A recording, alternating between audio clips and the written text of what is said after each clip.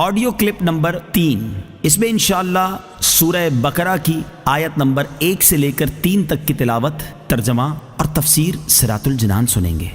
بسم اللہ الرحمن الرحیم۔ ترجمہ: اللہ کے نام سے شروع جو نہایت مہربان رحمت والا ہے۔ الف لام میم۔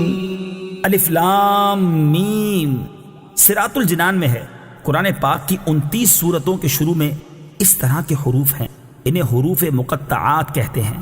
ان کے بارے میں سب سے قوی قول یہ ہے کہ یہ حروف اللہ تعالیٰ کے راز ہیں اور متشابہات میں سے ہیں۔ ان کی مراد اللہ تعالیٰ جانتا ہے اور ہم ان کے حق ہونے پر ایمان لاتے ہیں۔ ذالک الکتاب لا ریب فیہ ھدی للمتقین۔ ترجمہ: وہ بلند رتبہ کتاب جس میں کسی شک کی گنجائش نہیں، اس میں ڈرنے والوں کے لیے ہدایت ہے۔ لا ریب، کوئی شک نہیں۔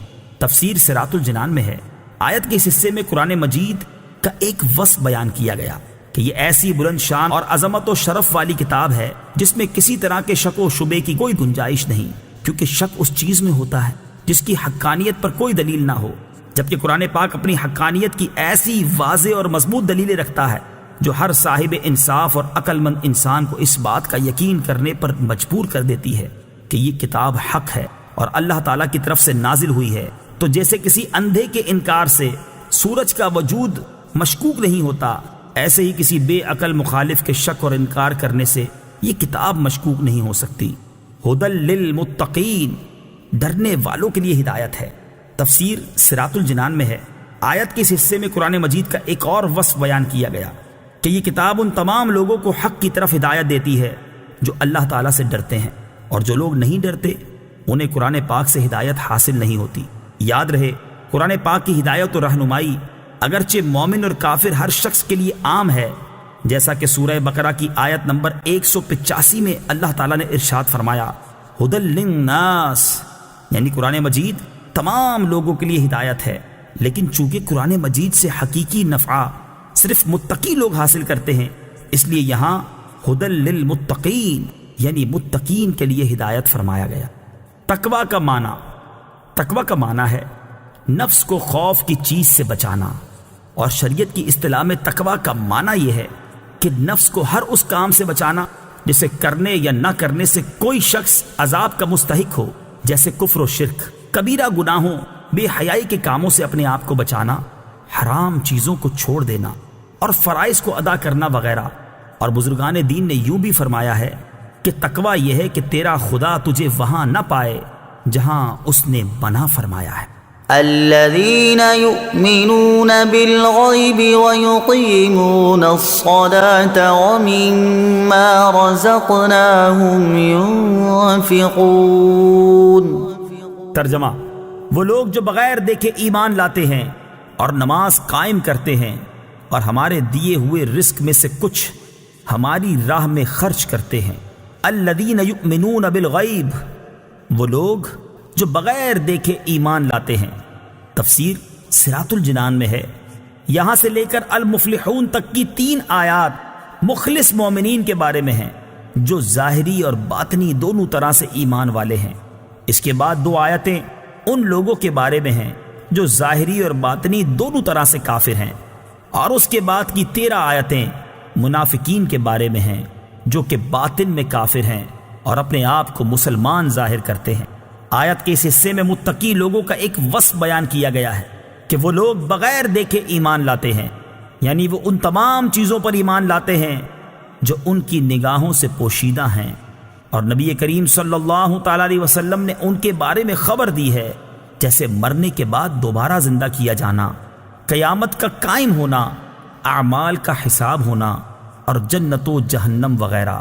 ایک قول یہ بھی ہے کہ یہاں غیب سے قلب یعنی دل مراد ہے۔ اس صورت میں آیت کے معنی یہ ہوں گے کہ وہ دل سے ایمان لاتے ہیں۔ وَيُقِيمُونَ الصَّلَاةَ، اور نماز قائم کرتے ہیں۔ تفسیر صراط الجنان میں ہے، آیت کے اس حصے میں متقی لوگوں کا دوسرا وصف بیان کیا گیا کہ وہ نماز قائم کرتے ہیں۔ نماز قائم کرنے سے مراد یہ ہے کہ نماز کے ظاہری اور باطنی حقوق ادا کرتے ہوئے نماز پڑھی جائے۔ نماز کے ظاہری حقوق یہ ہیں کہ ہمیشہ ٹھیک وقت پر پابندی کے ساتھ نماز پڑھی جائے اور نماز کے فرائض، سنن اور مستحبات کا خیال رکھا جائے اور تمام مفسدات و مکروہات سے بچا جائے، جبکہ باطنی حقوق یہ ہیں کہ آدمی دل کو غیر اللہ کے خیال سے فارغ کر کے ظاہر و باطن کے ساتھ بارگاہ حق میں متوجہ ہو اور بارگاہ الہی میں عرض و نیاز اور مناجات میں محو ہو جائے۔ حضرت عقبہ بن عامر رضی اللہ تعالی عنہ سے روایت ہے، سید المرسلین صلی اللہ تعالی علیہ وسلم نے ارشاد فرمایا، جو بھی مسلمان اچھے طریقے سے وضو کرتا ہے پھر کھڑے ہو کر اس طرح 2 رکعت نماز پڑھتا ہے کہ اپنے دل اور چہرے سے متوجہ ہو کر یہ 2 رکعتیں ادا کرتا ہے تو اس کے لیے جنت واجب ہو جاتی ہے۔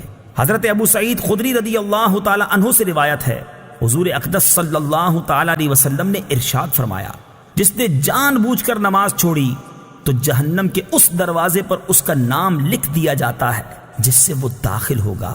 وَمِمَّا رَزَقْنَاهُمْ يُنْفِقُونَ، اور ہمارے دیے ہوئے رزق میں سے کچھ ہماری راہ میں خرچ کرتے ہیں۔ تفسیر صراط الجنان میں ہے، آیت کے اس حصے میں متقی لوگوں کا تیسرا وصف بیان کیا گیا کہ وہ اللہ تعالیٰ کے دیے ہوئے رزق میں کچھ اللہ تعالیٰ کی راہ میں خرچ کرتے ہیں۔ راہ خدا میں خرچ کرنے سے یا زکوٰۃ مراد ہے، جیسے کئی جگہوں پر نماز کے ساتھ زکوٰۃ ہی کا تذکرہ ہے، یا اس سے مراد تمام قسم کے صدقات ہیں، جیسے غریبوں، مسکینوں، یتیموں، طلباء، علماء اور مساجد و مدارس وغیرہ کو دینا، نیز اولیاء کرام یا فوت شدگان کے ایصال ثواب کے لیے جو خرچ کیا جاتا ہے وہ بھی اس میں داخل ہے کہ وہ سب صدقات نافلہ